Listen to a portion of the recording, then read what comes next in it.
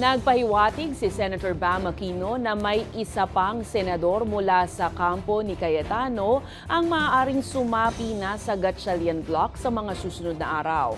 Ayon kay Aquino, maraming senador ang naghahanap umano ng paraan para maipagpatuloy ang legislative work matapos ang umano'y pagkaantala ng mga sesyon dahil sa alitan sa liderato ng kapulungan. Tansya niya, posibleng umabot na sa 13 ang kanilang bilang sa mga susunod na araw at magkakaroon ng oryentasyon sa paparating na special session o regular session sa paglabas ng desisyon.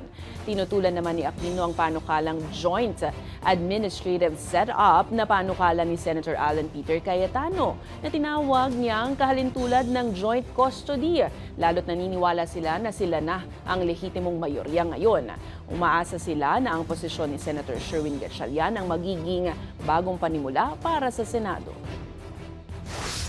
Kapag 13 na kami, which we're predicting will be very soon at nag-special session, mafo-formalize na yung pag-elect ng bagong Senate President. No?